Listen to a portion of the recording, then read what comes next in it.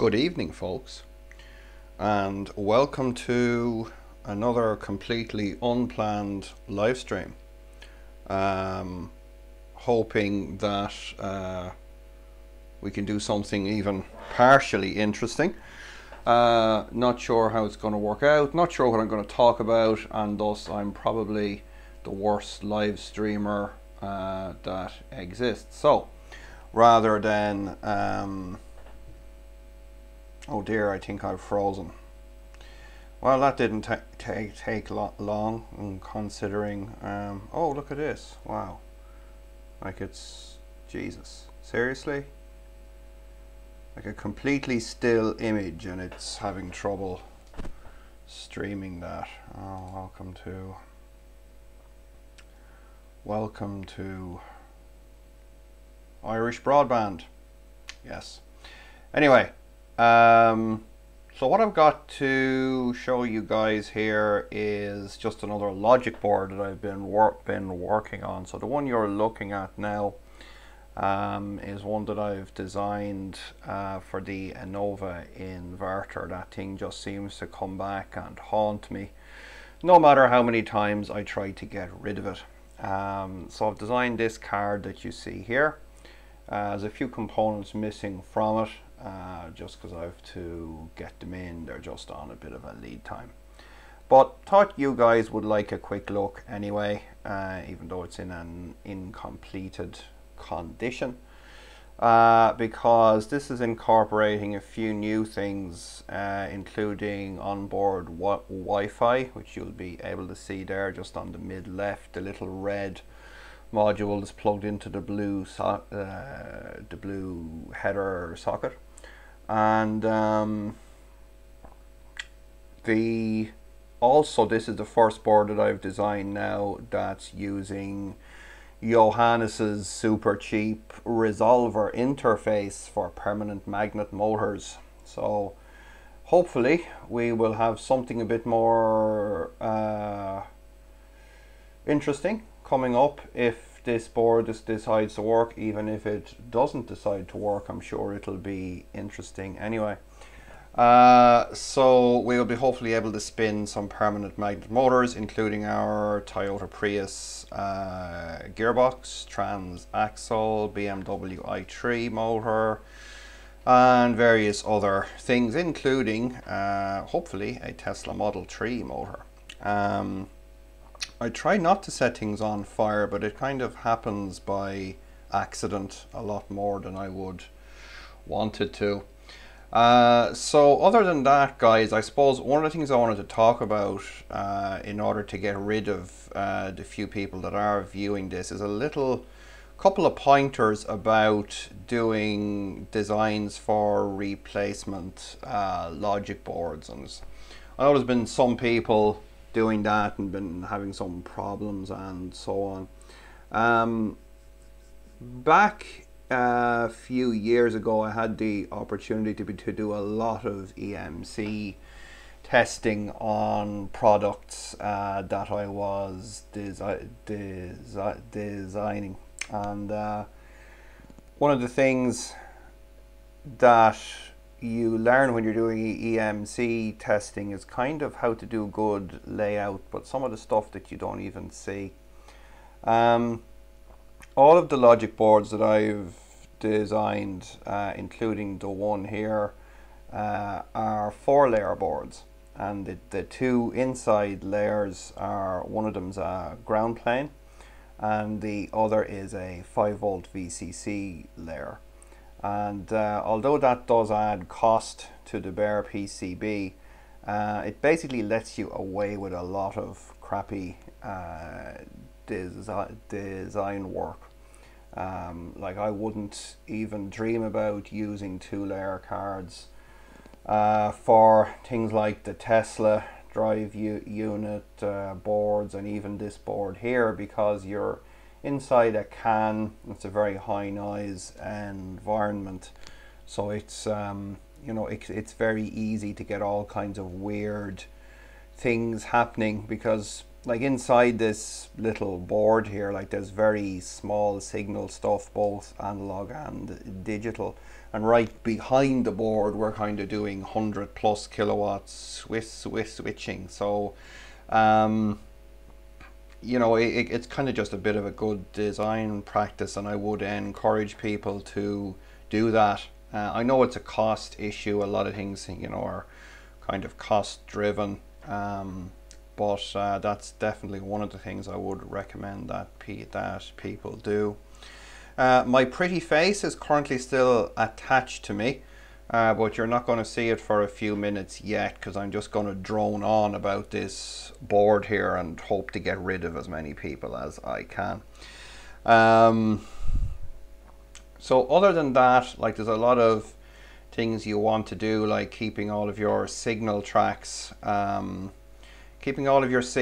away from where you're running power. And when I say running power, I don't mean the kind of big EV power there, but even just the VCC and or sorry, not the VCC, but just kind of tracks that might be carrying signals, you know, analog signals, things like that. You want to keep them away from things that are changing rapidly, so like PWM drivers and things like that.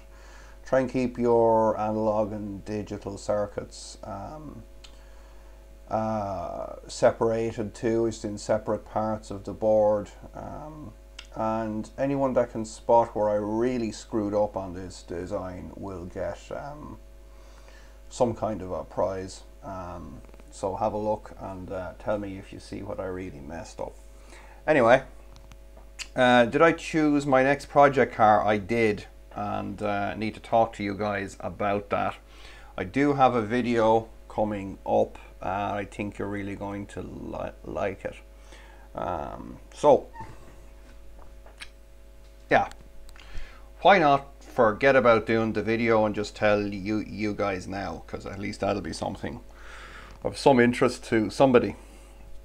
Let me see if I can get you guys a picture here. Oh, image. Okay, that could work. That could work. How do I do this? So how do I do this? Oh, no, that's not working. Hey, let's see if I can figure out how to... Oh, here we go. Browse. If I can figure out how to use my live streaming software while I'm actually live streaming. That's got to be a professional way to go about things. Come on. Oh, no, this is not working too well, is it? Wow, my live streaming software sucks. So that's great. Oh, wait, no, I got it. Yeah, I've been picking up quite a few, not Lexus, Toyota bits recently, as well, as I said to you guys in the last live stream there. Let me see if I can get a picture of this thing. I'm definitely aiming for worst possible stream tonight. Where am I gone? Where am I gone indeed? Gone out to lunch, my brain has. It's probably gone to bed, because it is getting close to my bedtime. Let's see if I can find this thing. There we go. Oh yeah, there we go. There's a good one. There's a good one right there. Let's copy that.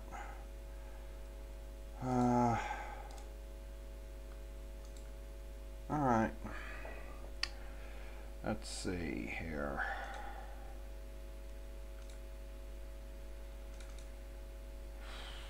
Wow, seriously? Alright, is it never easy? Okay, there we go. Got it. Alright, oh. Wow, the picture is really small. Okay, here it comes, guys. Oh, yeah, I suppose it is a Sunday night.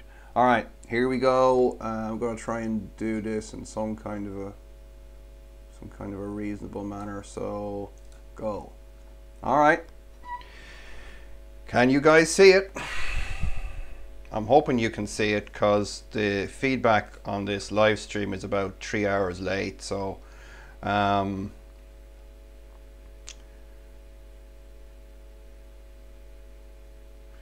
okay, Mr. Renin 21 wins the prize. Well spotted. So, can you guys see the board, or can you see Black Betty? As I'm hoping you can see Black Betty. Black Betty is my newly purchased Toyota Prius. Betty is probably the cheapest Prius that anyone's ever bought that wasn't stolen. It cost me €350. So I will leave some of the fun-packed, how should I put it, optional extras that we get for €350 in the full reveal video. But fear not. What we're going to be doing with this car is, on the boring side of the fence, we're going to be learning a bit about how all the stuff works, and it'll be a parts donor car as well. But the bit that you guys kind of really want to know about is what I'm going to do with the shell, right? Well, I was talking to my pal Dave a few weeks ago about an idea that I had, and he said something to the effect of that I'm completely mental. So that usually means that it's a good idea when Dave tells me that I'm mental, because Dave told me I was mental when I wanted to EV convert an E65. So anyway, old Black Betty here is going to become a sleeper, and by a sleeper I mean a damn fast Tesla powered car. We're going to make a track car. So there you go. Put the V8 out of the 7 Series into it. Yeah, well, unfortunately, some other, or for that matter, fortunately, some other people had already done things like putting V8s and, you know, stupid big petrol engines into Priuses or Prii, but nobody had managed to put a Tesla drive unit in one of them and make it into a stealth track car. So basically what we're going to do is, I'm going to paint this thing green. I'm going to put, you know, all kinds of symbols on it of solar panels and wind turbines, and, you know, say how great I am for saving the planet. Going to take it up to Mondello Park and drive it around at about 30 miles per hour. Get everyone really annoyed, and then get someone in it that can actually track drive and go and whoop ass. So this is what is going to happen to Black Betty's shell. As I say, the boring bit is that we're going to be using the components, but the shell is going to become a track car. So if you guys want to see that, do keep following me, and hopefully if I don't die or find something else interesting, we will get this particular vehicle, you know, onto the track, because I don't think anyone has brought a Prius to the track, but I might be wrong about that. The world is full of strange things, and I'm certainly not the strangest of them. So right, that's what we're going there. Yeah, I could tow a caravan with it. Yeah, we're building a sleeper out of Black Betty, basically. It was kind of funny. One of the funnies about it was that I had done a history check on the car prior to purchasing it, because at that price, you know, it kind of pretty much could easily have been nicked. So it turns out that it was damaged at some point in its life. It was a category C write-off, but the the car history check company that I used went absolutely spaced out, warning me of the dangers of purchasing a written off vehicle, and I was like, yeah, whatever, guys, you know, just thanks for that. Gotta get buying this thing. So yeah, it was just, you know, yeah, okay, it's a write off, big deal, bye bye. So yeah, that's Black Betty, folks. So one of the things I did promise you last time is that I would try to answer questions for you. So if you've got any questions that you want to shoot into the old comment section there, please do so, and I will attempt to ignore them for you. I want to see now if we can get my high-tech camera equipment to do something that it's supposed to do, like take decent high-definition pictures, which it won't be able to do. And then the internet, of course, won't be able to stream them. Oh, that's not going to work, is it? So now, not only do you guys get to see me trying to work out how the software works while I'm actually streaming, but you're going to get me messing about with the camera as well. So, oh yeah, this is like kind of, there we go. All right. So, do I think a single Tesla drive unit will do all right on the track? Don't know. It's a good question. I think it depends on what kind of track driving that you're doing.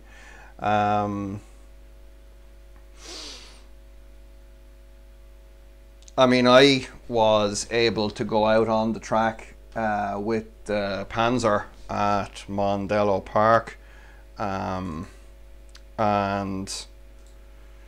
you know, I just drove it, you know, practically full on the whole time. I didn't have any temperature problems. I know people were kind of saying that I should have been having temperature problems, but I didn't. So, oh great, okay, yay. This is, yeah, oh wait a second, I think I've figured something out. Have I figured something out? Ah, wait now. There you go. I've figured out how to work the software some more, so woohoo. Yeah, basically I think the large drive unit, probably because of the bulk in it, is probably somewhat better for a track car versus the small one. But that being said, I've got a few customers now that are using small drive units in racing applications. I think one of the advantages of the open source logic board for this is that you can pretty much ignore Tesla's temperature limits now. I'm sure that will shorten the life of your drive unit and probably melt it. But in certain motorsport applications, the cost of a replacing a drive unit is, you know, it's not even a rounding error as a lot of these things go when you compare them to professionally built engines. A face, yes, that's my face. Simon has been wondering how long I've been working on EVs and what my experience is in electronics. Currently I'm just coming up on 9 years at this stuff. It's kind of hard to believe in certain ways. I'm an electronics engineer by I would say by profession. Kind of a bit of a jack of all trades as well, which has been useful and a curse at the same time. It's useful for me now in my newfound profession. So there you go.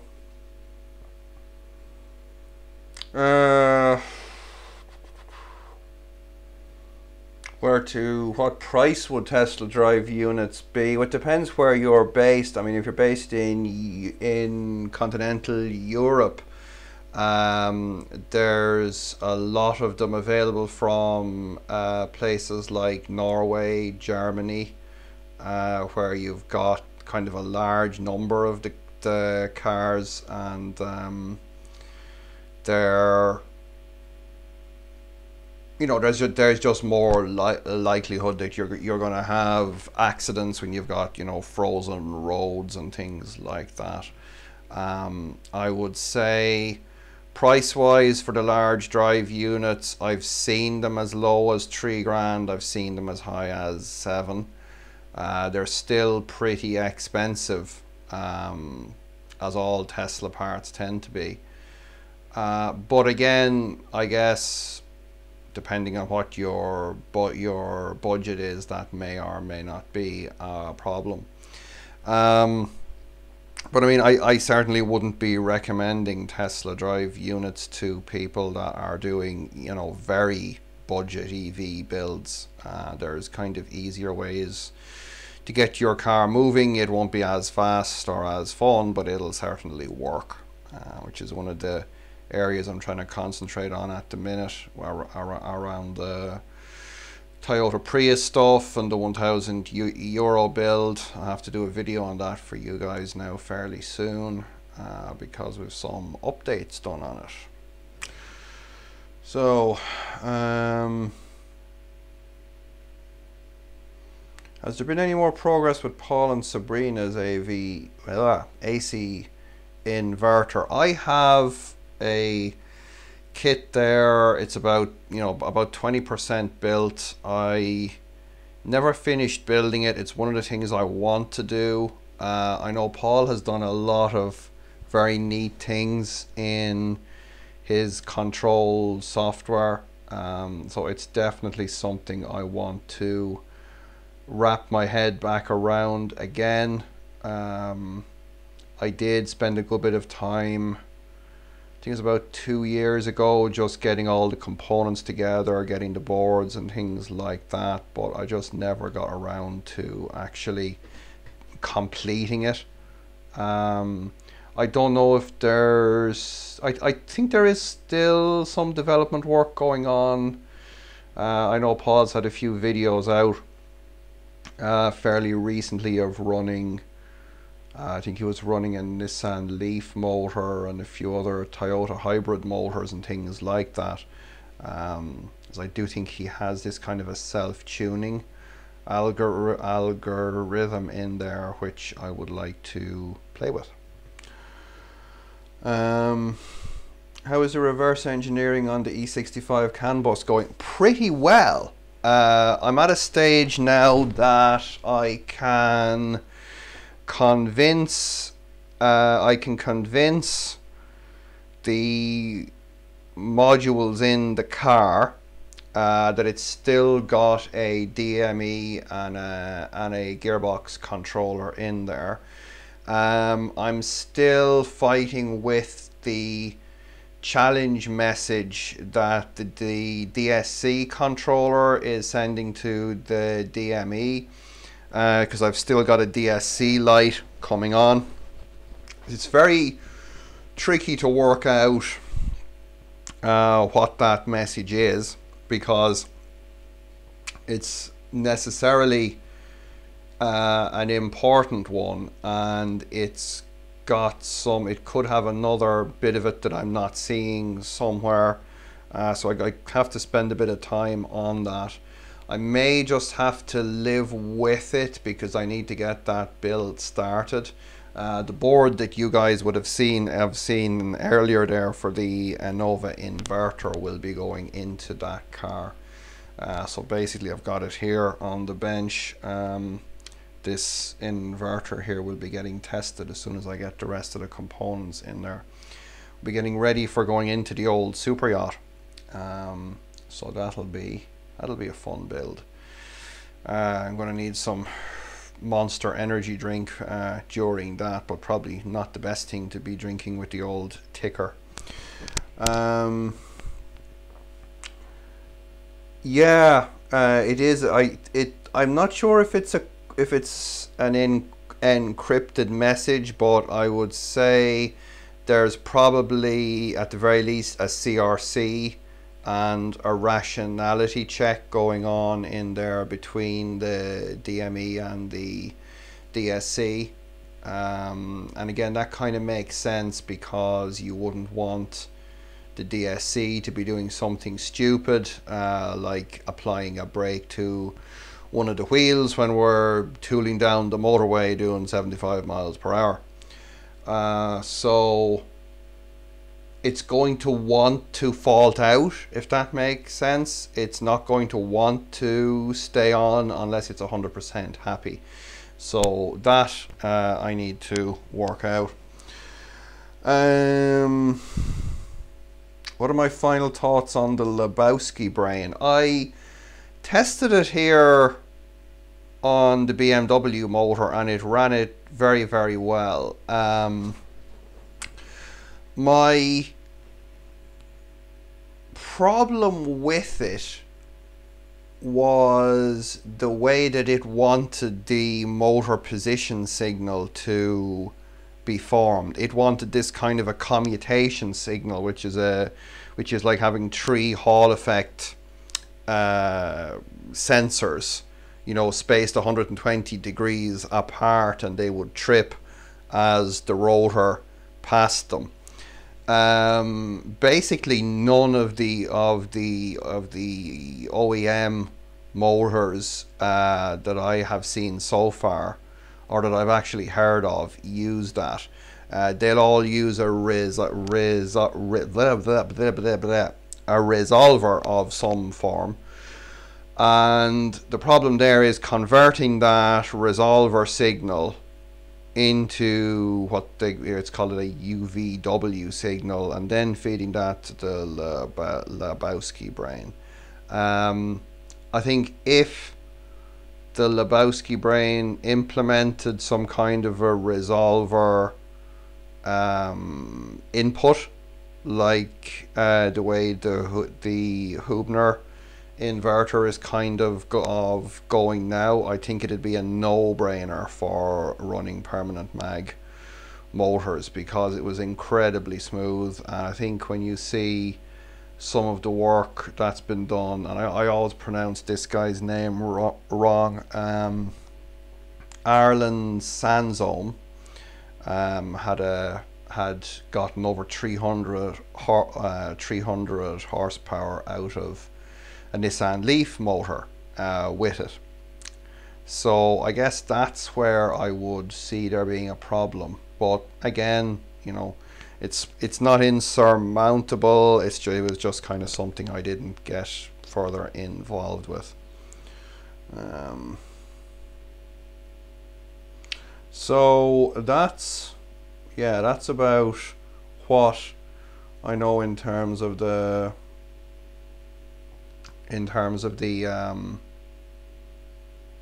Lebowski. I do like it, and I'll probably revisit it again at some point. Someone's asked there, what sort of current do I think the Prius inverter would do as a DC motor controller? Yeah, I'd be inclined to agree there. Jan there says it'll do about 300 amps. Probably, you know, it probably could do a bit more, and one of the things I'd like to try to do would be to see if it would be possible to combine the MG1 and MG2 inverters together, and hopefully maybe get up to around 500 or 600 amps. So that's something we're going to be doing very soon. I've got a few of these Gen 2 Prius inverters on the bench here. I've also got a Gen 3 Prius, and I've also got a Toyota Auris inverter, and I'm trying to get my hands on a Gen 4, but they're just stupidly expensive at the minute. So I think the Gen 2 is probably for budget conversions where people are going to want to be at, because as well as being the cheapest, it's also the easiest to kind of repurpose of the ones that I've seen so far. I've been I've been glued to the Weber Auto YouTube channel for the last week, kind of soaking up all of their videos. A lot of very, very good content on there, and I would recommend anyone that even has a general interest in electric vehicles and drivetrains and power electronics and stuff to watch. Some of their videos are incredibly detailed and but incredibly easy to follow as well. So definitely check that out. I just wish the college that I'd gone to had, you know, I think if I was 20 again, I think I'd be heading to oh, where is it? Ogden, Utah for my further education, because you know, any kind of a college where they buy, you know, EV and hybrid parts on eBay and take them apart and you know, teach you how the stuff works by taking them apart, it'd be definitely something for me.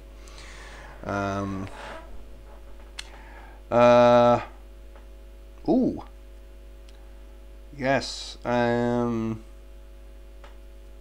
So someone here is saying you'll be visiting BMW in Munich the week after next. I might get in touch with some of the engineers there. Ooh. Well, one thing you could ask them for me is why did they design their IGBT driver board to run from 32 volts in the i3? That was just weird. Okay. Other than that, I need an I need an E36 saloon headliner, but I doubt they're going to have one of those left in the stores. Do I plan to use the air conditioning IGBTs in the newer inverters? Possibly. I mean, to me, I guess what really attracted me to the Prius inverter was the fact that you've got this, you know, very neat power electronics package and that buck boost converter in there for $100. It's kind of very hard to beat that, and it's a, you know, it's a kind of a reliable source of these components. And one of the things I wanted to do, and I've been wanting to revisit for some time, has been building a high power DIY charger, and particularly one that could also buck and boost from DC to DC between different size battery packs. So that's a biggie. And you know, the converter in the Prius Gen 2 is good to 20 kilowatts. So, you know, you put two of those together, you've got 40. You put three of them together, you've got 60. You know, so you could very easily interleave a buck boost converter that way. And you've got demo levels of power in, you know, something you know, that you can, you know, build yourself for very little money. So that's definitely something I'm going to be pursuing, you know, particularly during the winter when I don't want to be standing in the rain working on cars.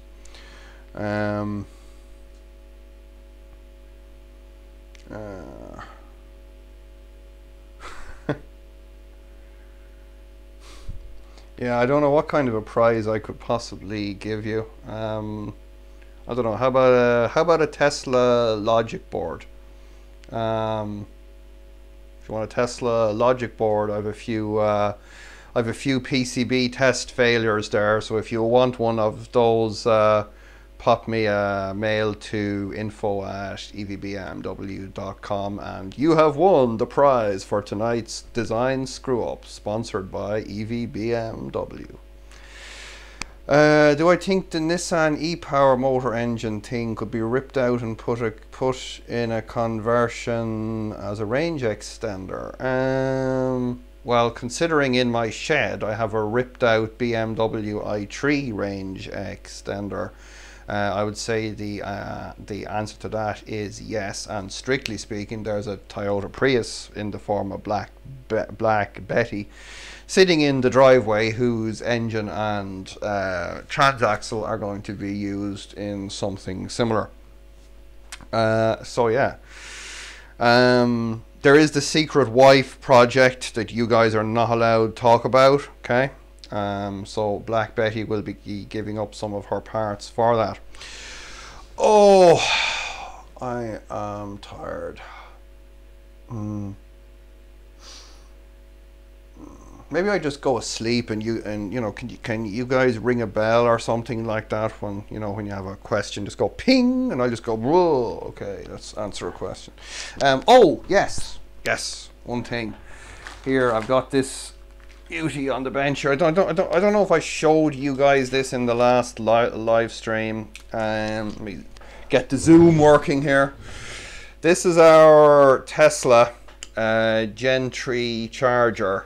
High voltage junction box. There is I think it's a 20 pin electrical connector here that controls the contactors and probably reads some current sensors and stuff like that in there. I'm working on that at the minute as well, but I seem to remember, and I can't remember where exactly, it was on a live stream or somewhere, had said to me that they had worked out the pinout for that little electrical connector. So if you have and you want no reward whatsoever, please contact me, and I will be happy to plagiarize your work, delete your name from the historical record, and just claim that I worked the whole thing out myself.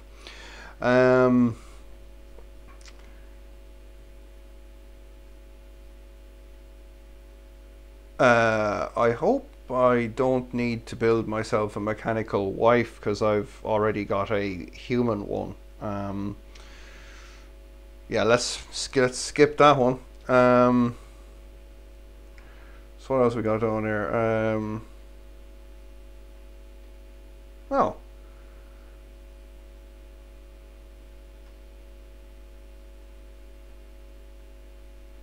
that's interesting. So Michael is saying there that they did build a charger out of Prius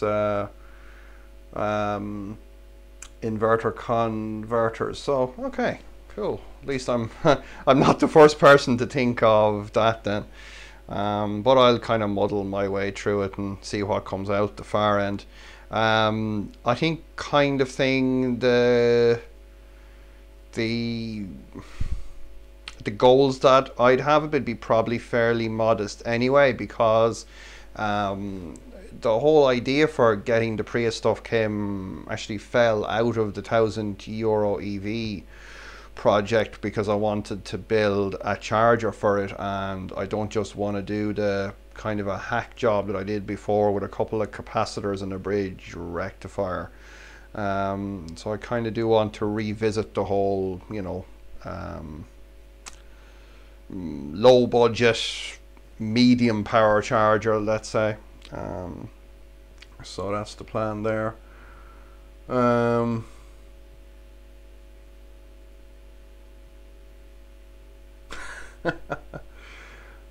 Oh yeah, Michael, if you've any bits there that could speed things up for me, then please do get in touch. Yeah, I mean, I'm not too worried about things like the mains isolation and things like that wouldn't bother me too much on this. I think if you want to do, you know, it's kind of the three things, isn't it? If you want high power, isolation, and low cost, you can kind of pick two. So I'll just pick the high power for the minute and low cost. Have I bored everyone to death yet? You know, have you all fled by now? So what else am I doing? Oh yeah, the Tesla MCU.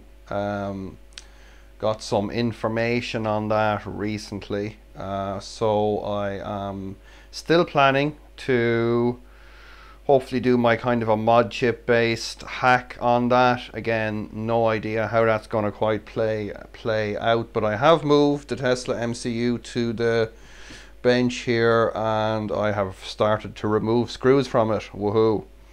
But I've also got, you know, when I kind of look at things here, I've got this here. You guys might as well look as well. You're probably sick of seeing me at this stage. So like I've got the inverter that I'm working on. We have the Tesla Gen 3 charger that I'm also trying to work out how I'm going to make a logic board fit in it.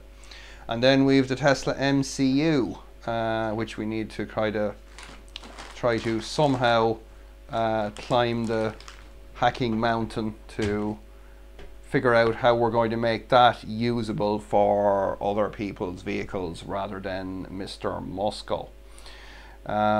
So that's going to be fun. That's kind of something I think that it's not going to be a overnight project. That's going to need me to come back to it again and again.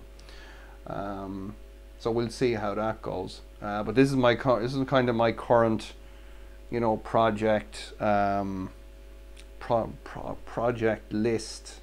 Not in any particular order, other than need to get this inverter for the E65 testing fairly soon, because that's going to be bad.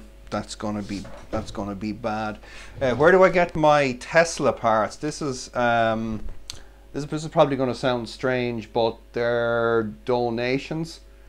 The first part that I got was the large drive unit, and the initial deal that I had with the guy sent it to me to see if I could make it spin, and that's where the whole thing, you know, started out. The whole thing of me hacking Tesla stuff, because I couldn't afford them. I couldn't afford the parts. I mean, I think this MCU here is out of a, let me see if I can see.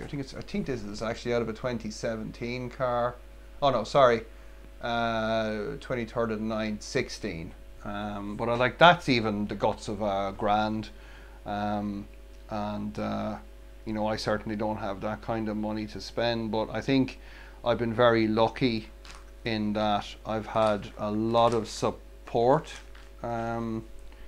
in this stuff. I still can't quite figure out, you know, I still can't quite figure out why, but it's just, you know, it's just what's missing for a whole Model S? Basically the body shell. I could pretty much build a Model S if I had the shell. I could start bolting things into it. That's kind of not something I want to do. I mean, I probably wouldn't argue if one of them, you know, arrived in my driveway, but it's kind of not the route that I want to take. I kind of like doing the conversion stuff.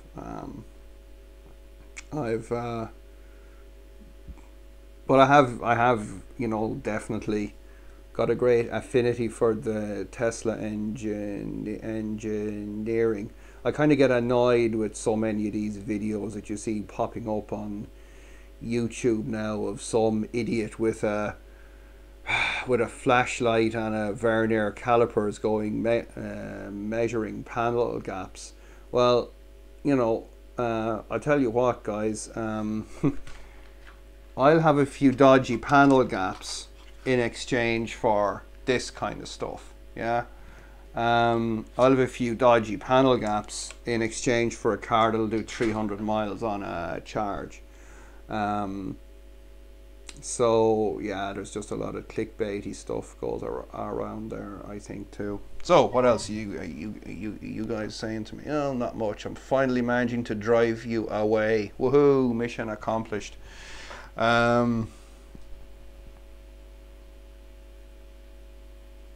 Well, there's no need to get annoyed for missing the opportunity of asking me, because unless I have another more serious heart attack, I'm hoping to be doing these ultra boring live streams once a week for you guys. So anyone that has lots of more questions for me can kind of write them down and ask them, or email me. I know there's a lot of people email me.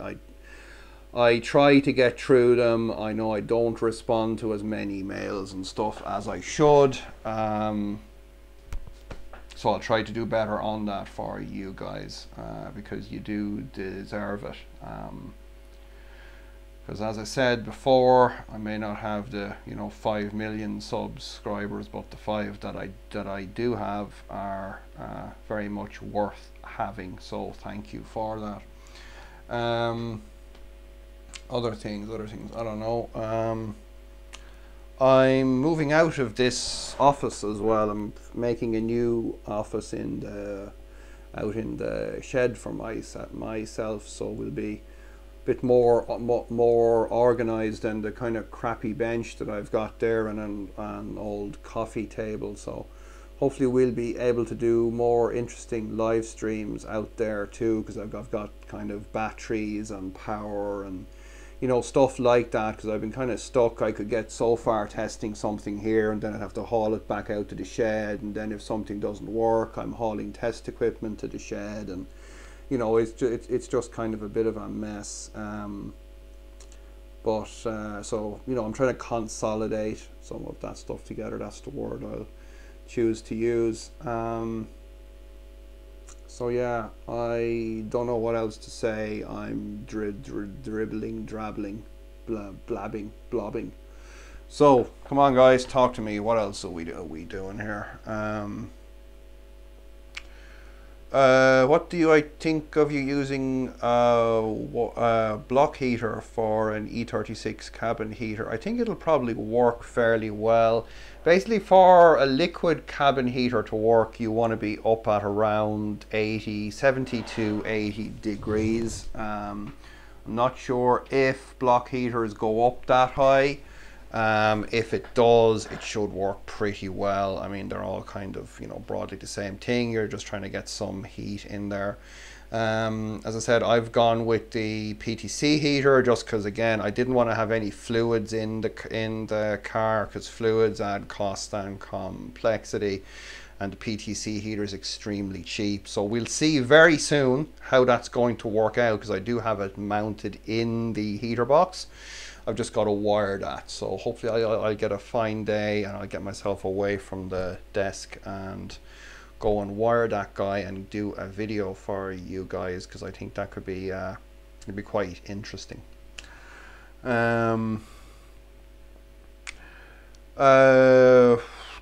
What's up with the direct drive coupling of the BMW 7 Series? I'm still planning to do it. The coupler is done. I've got to get the motor painted. I've got a friend of mine going to give me a hand doing that, because it's just going to be sanding. There'll be a lot of wire brushing and sanding. Going to get the motor painted, going to get this inverter finished, and then we can actually test it on the bench. Once it works on the bench, I'm going to start the 7-day build, and we're going to rip the engine out. That's actually one thing I want to mention to you guys, that I might be having to change the format of that build a little bit. It will be a 7-day build. It will be live streamed, but it may not be 7 consecutive days. I may have to break it into some chunks, and that is because of two things. It's because of my health primarily. I'm after the heart surgery. I'm not allowed to to go lifting heavy stuff and go doing very strenuous manual things for about another 2 to 3 months. So I'm relying on friends and that to help me with things like taking the engine and the gearbox out and stuff like that. So that'll just kind of have to work around it. So I think I might have to break it into a few chunks. So apologies for that, because I was hoping to make it a full 7-day back-to-back kind of a thing.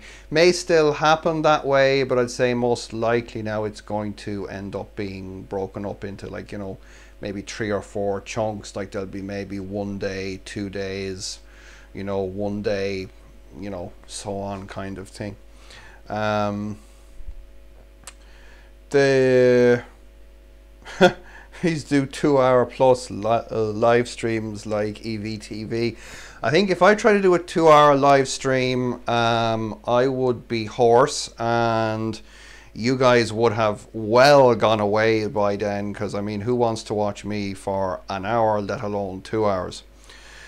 The Tesla BMS is working well. Tom Debris has done a lot of work on that. I think he's got a board now that's kind of a universal BMS master. That reminds me, I must actually email Tom and buy one of those boards from him, cause I'm gonna hopefully need one if I can get some Tesla modules for the Panzer, but be no harm to have one to play with anyway.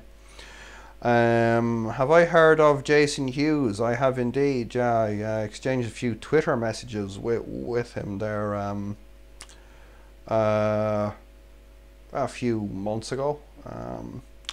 Something keeps killing the battery on your 91850 Ci. Have you checked? There's two things I would check. I'm assuming you've got the two batteries in the boot. Make sure one of them is not faulty and pulling down the bad one. Actually, three things. Make sure you don't have one bad battery pulling down the good one, because they are connected in parallel. Check your light control module is properly shutting off the lights. This actually happened to me with the Panzer. I had a faulty light control module that was just barely illuminating the parking lights, and that could be the thing. And the other thing is, make sure your car is going asleep when you zap the door locks closed, because if it's not going asleep, or if something's waking it back up, that will again drain down the battery. So a little bit of internal combustion engine vehicle wisdom there for you.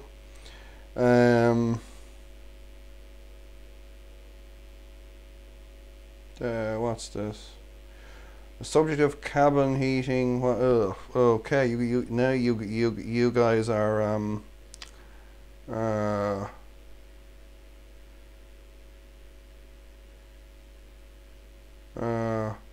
cabin heater using aircon with a 4-way valve. Yeah, you certainly could do.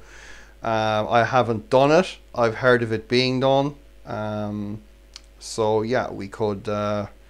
I think in fact some of the more modern EVs do that. I think the new Nissan Leaf has a reverse cycling valve to do heat pump on there.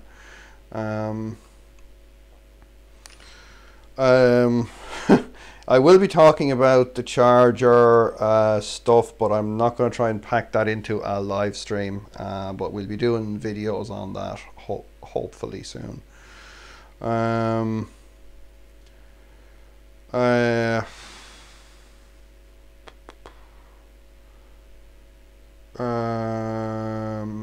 I'd like to do an EV conversion on a BMW Mini. What power unit motor would I recommend?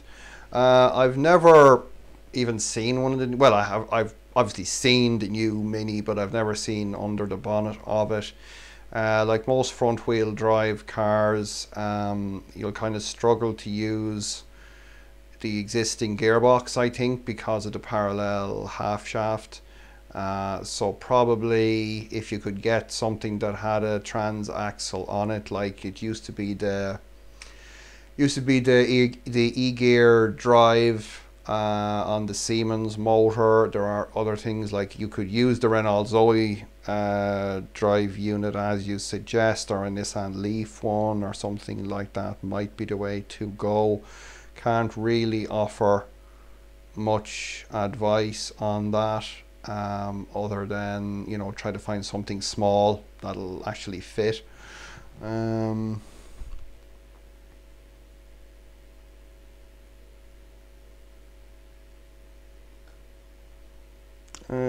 a Tesla drive unit be directly coupled to the BMW 7?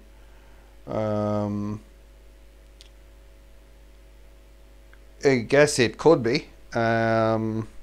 if you mean could it go in place of the rear diff, I would think not easily, because again it's the kind of suspension setup that's in the E65, like was in the E31, doesn't really lend itself to putting a Tesla drive unit in there. The other thing would be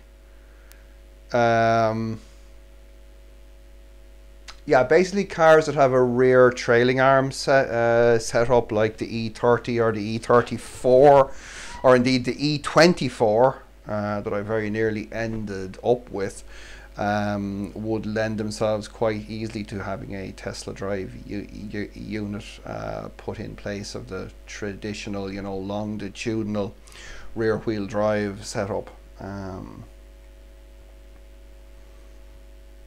Can I make a video of Tesla inverter hack and hack installing the inverter in one video? I guess I could. Unfortunately, my drive unit is still in the car. Oh yes. Speaking of the Panzer, guys, Dyno Day on Saturday, the 8th of September. What will we get? Will I get 5 horsepower, 50 horsepower, or 500?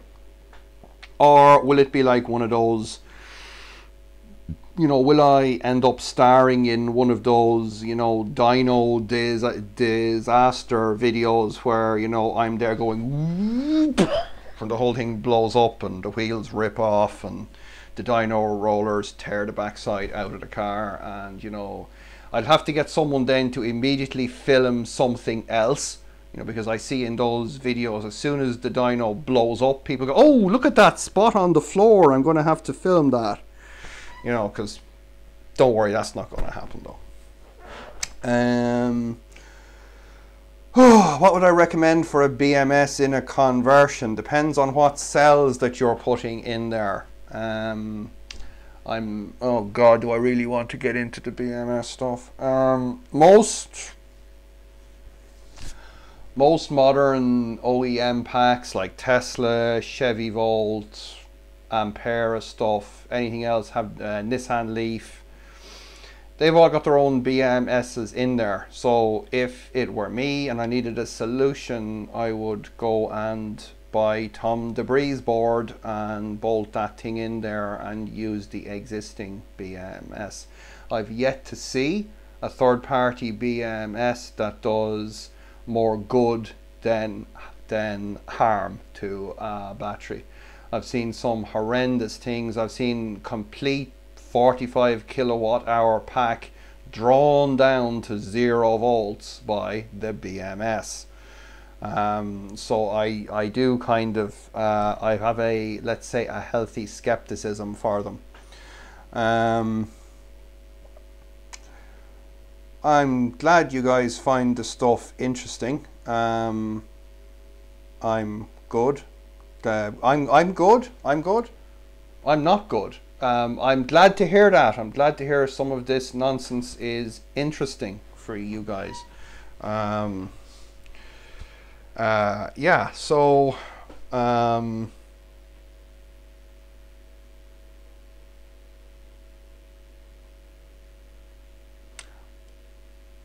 yes, Tom's board does Chevy Volt packs. Tom's the man, by the way, because he's done some pretty amazing software for the Tesla charger boards. Certainly wouldn't have been able to I wouldn't have been able to you know, get them working the way they are working without Tom's help. And all joking aside, I've had a lot of good people helping me along the way. You know, it's like the saying, if I've seen far, it's because I've stood on the shoulders of giants. And that definitely applies here. I mean, as I say, right, you know, between us, yeah, what I just generally do is rip off other people's hard work, stick my name on it, throw it out there for exorbitant pricing, get as much money as I can, and then disappear into Palm Beach sunset. But you know, don't obviously tell people that, because you know, then the whole plan fails, right? Okay. I know there's 70 people watching this. How is that even feasible? I can't believe that there's 70 people want to watch me. That's crazy. I can't even think there'd be, you know, 0.7 people would even want to watch this crap. So, anything else, guys, before I wrap this one up? How am I feeling? Yeah, it's weird. I feel really good. I feel like I've got a lot more strength back. I was definitely going downhill, but I got a lot more strength back, but I'm not allowed to use it, which is really annoying. You know, I want to be out there now with a head torch underneath the super yacht, live streaming me cursing at the drive shaft bolts, you know, kind of like this. But you know, saner minds have decided that I'm not allowed to do that just yet. Oh, can anyone recommend a good 3/8 drive battery impact for me? Because I need a small one, you know. And please don't say Snap-on, because I don't have, you know, I don't have that kind of bread to spend. So, you know, something middle of the road would be great. You'll notice I'm stammering more now because I'm getting tired. Oh, Harbour Freight. God, I just wish there was a Harbour Freight here. Can someone tell them to come to Ireland, please? Ryobi. Good suggestion. What have we got here? I have not replied to your emails. Well, as I explained, I get a lot of them. I try to, and I'll try to get to you. I'll try to get to everyone, but I don't, you know, if I spend my day emailing people back, that's all I'll do, and then all of a sudden, you know, things won't be quite as good as they are now. So, you know, because I have to earn something to pay the bills with, guys, and that's what I gotta, you know, that's what I gotta do. So as I said, I do try to respond to people, but if you don't get a personal response from me, please don't take it as an insult. I'm not, you know, just saying, oh, I couldn't be bothered with that. It's just because there's already about, what's that, 22 unread emails today. Okay, so it's, you know, I'll get there. I have an AC50 motor, a Curtis 1238 controller, and my car is 1500 kilograms. I don't know what speed you can do. I haven't a clue.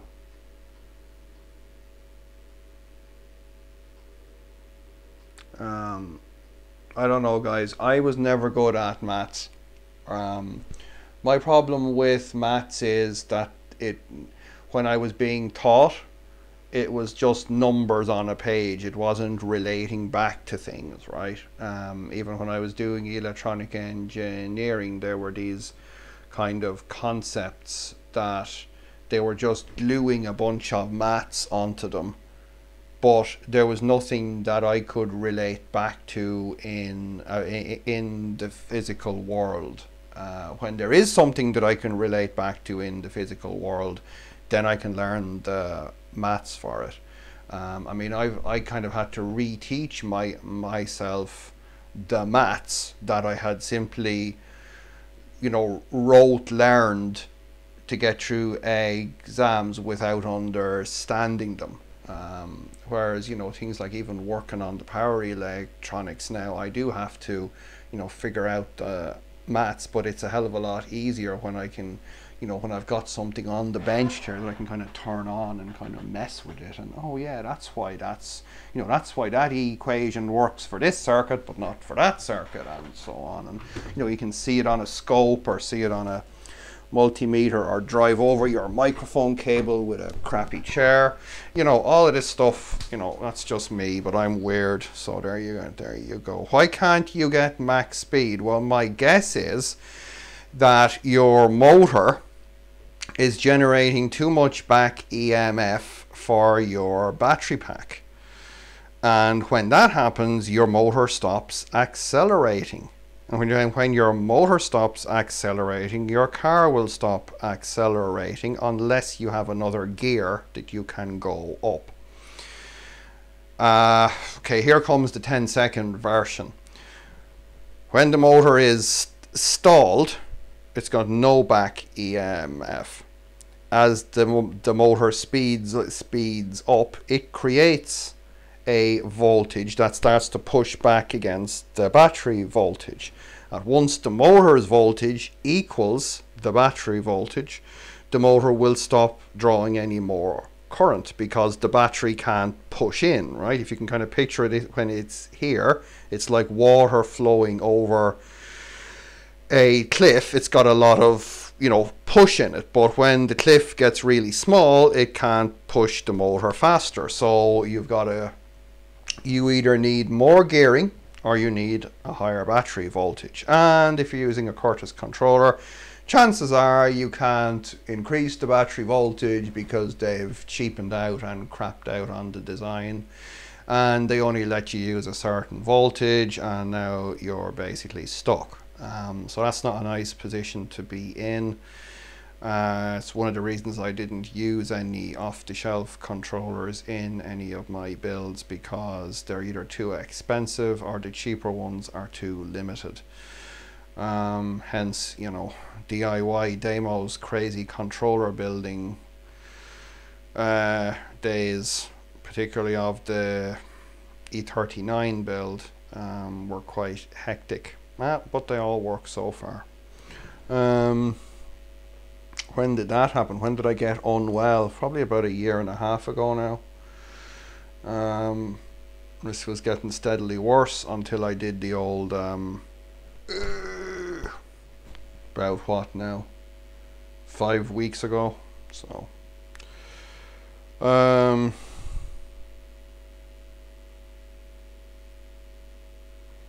well, it sounds like you were a much better teacher than the ones that I had.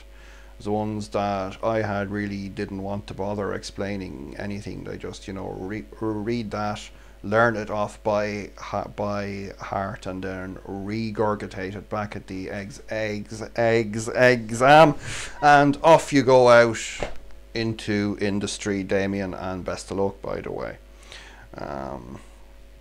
And the friendly words of encouragement that the head of the department spoke to me one day often come back to warm my failing heart, and that is, and I quote, "You'll never amount to anything," end quote. So there you go. Nothing like a bit of encouragement when you're starting out in life. All right, so I've gone over the 1 hour now, and that's where I'd better stop, because I'm starting to meander on into the realms of craziness. So I hope this live stream has been as uninteresting as I could possibly make it for you guys. I have tried to be fair. I've messed with the camera, I've messed with the computer, I've rambled on about my own life, and oh, woe is me, and how, you know, what a tough life I've had, and, you know, what are we gonna do? Does my day job involve anything to do with electric motors? Right, well, right now my day job is this, okay? This is what I do now. I come in here and I design cards, and I mess with cars, and that's what I do now, because I'm at the stage in my life that I'm pretty much I'm unemployable, and I don't want to be employed anyway, because taking orders from other people is kind of what put me into the old Heart Attack Hotel in the first place. And I don't want to go back to Heart Attack Hotel, so I'm not doing anything for anyone that I don't want to do. So there you go. Great to see that I'm alive. I am, fortunately, thank you. It's good to be alive. It really is. I'm lucky in a lot of ways. A lot of ways, quite lucky. What is good for AC 3-phase motor 75 kilowatts? What inverter? 75 kilowatts. Off the shelf. Oh, what's that one? Sevcon do a range of inverters if you're looking for something off the shelf. Would probably be okay. They'll do 75 kilowatts, probably more. If you mean OEM stuff,